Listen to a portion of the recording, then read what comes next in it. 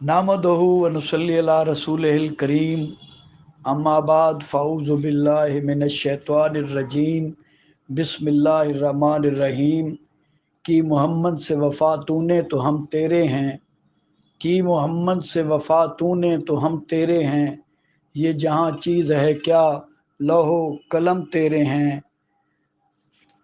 नहायत ही वाजिबुल एहतराम मेरे दोस्तों, बुज़ुर्गों, नात ख़ान हज़रात, अस्सलाम वालेकुम। आज की हफ्तवार महफ़िल को मैं हज़रत इमाम हसन अलैहिस्सलातु वस्सलाम के नाम करता हूँ। वाबस्ता रहो दामन औलाद अली से, वाबस्ता रहो दामन औलाद अली से, मैशर में इसी दर से है उम्मीद वफ़ा की। आज की महफ़िल को उम्मत मुसलमा के दूसरे इमाम हज़रत इमाम हसन अलैहिस्सलातु वस्सलाम की शहादत के नाम करता हूँ। दुआ गो हूँ कि अल्लाह ताला हमें इमाम के नक्श कदम पर चलने की तौफ़ीक अता फ़रमाए और क़यामत के दिन अहले बैत अतहार अलैहिस्सलाम की कुर्बत नसीब करे। और हम तो सिर्फ़ पंजतन पाक अलैहिस्सलाम से मोहब्बत का दावा ही करते हैं, मगर दुआ गो हैं कि क़यामत के दिन पंजतन पाक और 12 इमाम ख़ुद फरमाएं कि ये हमारे हैं, तो तब ही बात बन सकती है। हज़रात मोहतरम, मेरे मौला इमाम हसन अलैहिस्सलातु वस्सलाम या मेरे नबी पाक सल्लल्लाहु अलैहि वसल्लम की औलाद या अहले बैत, आप उनकी अगर तारीख़ पढ़ कर देखें तो जो उनके साथ जुल्म व सितम हुए हैं, यकीन जाने कि दिल खून के आंसू रोता है। हज़रत इमाम हसन अलैहिस्सलातु वस्सलाम का आज हमें जो यौम मनाना चाहिए, क्योंकि हमारे बाप दादा परदादा, हम ये गद्दी नशीन, ये मुदरसों वाले, ये जुब्बों कुब्बों वाले और ये जो वलायत का दावा करते हैं, ये जितने पीर मुर्शिद जो हमें इस्लाम का फैज़ देते हैं, दरअसल जो हमें आज तक बुज़ुर्गों ने बताया है कि मौला कायनात मौला अली अलैहिस्सलाम अगर मोहर न लगाएं तो वो वली नहीं बनता। और फिर जो दूसरे इमाम हसन अलैहिस्सलाम, फिर इमाम हुसैन अलैहिस्सलाम, फिर इसी तरह चलते हुए आप देखें कि हज़ूर गौसे आज़म किसकी औलाद में से हैं। तो हज़ूर गौसे आज़म ने जब ऐलान किया कि वो वली हो सकता है जिनके कंधों पर मेरा कदम हो, तो सबसे पहले जिसने लब्बैक कहा वो हज़रत मोइनुद्दीन चिश्ती अजमेरी रहमतुल्लाह अलैह हैं। तो आज तक वली वो होता है जिस पर हज़ूर गौसे पाक का साया हो, जिस पर कदम हो, जिसके सर पर हाथ हो। और हज़ूर गौसे पाक तो इमाम हसन मुज्तबा अलैहिस्सलातु वस्सलाम की औलाद में से हैं। आज बड़ी हैरानगी की बात है कि हम अपने बुज़ुर्गों के उर्स तो बड़े तुझको एहतशाम से मनाते हैं, यौम मनाते हैं, बरसियाँ करते हैं, लेकिन आज जिन नवासे रसूल सल्लल्लाहु अलैहि वसल्लम के सदक़े में ये कायनात और हम मौजूद हैं, उनका दिन मनाने के लिए हमारे पास वक्त नहीं है। और फिर हम जवाब में अजीब व गरीब किस्म की लोगों को बातें बताकर मुतमईन करने की कोशिश करते हैं। लेकिन मैं कोई दावा नहीं करता कि मैं कोई आलिम हूँ, मुकर्रर हूँ, एक मुहिब्ब अहले बैत हूँ, मुहिब्ब सहाबा हूँ, इश्क़ मुस्तफ़ा का दम भरने वाला हूँ, औलियाए कराम का एहतराम मेरे दिल में है।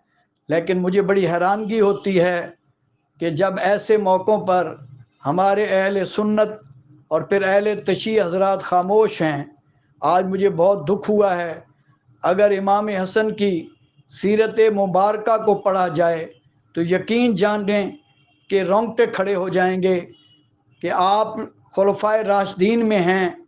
मेरे आका ने फरमाया था कि मेरे बाद 30 साल ऐसे हैं जैसे कि میرے ہوں، خلفائے راشدہ کے ہوں گے، پھر ملوکیت کا دور ہوگا۔ تو جو 6 ماہ میرے امام پاک امام حسن علیہ السلام نے گزارے ہیں، ان میں خلفائے راشدین کا وہ دور ختم ہوتا ہے۔ تو ہم جب نعرہ حق 4 یار کا لگاتے ہیں تو نعرہ خلافت حق 5 یار بنتے ہیں، لیکن آج تک کسی عالم نے، کسی پیر نے، کسی مولوی نے کیا عوام کو یہ بتایا ہے؟ تو یہ قیامت کے دن ضرور پوچھا جائے گا کہ یہ آپ نے ایسا کیوں کیا۔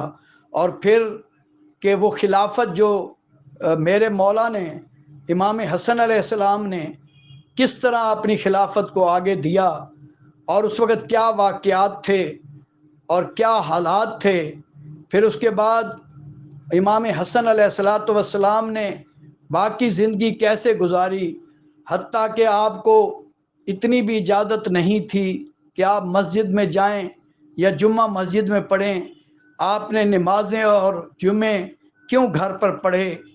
یہ باتیں، یہ جو سوالات ہیں، ان کے کون جواب دے گا؟ آپ کو 3 بار زہر دیا گیا، وہ کس نے دیا؟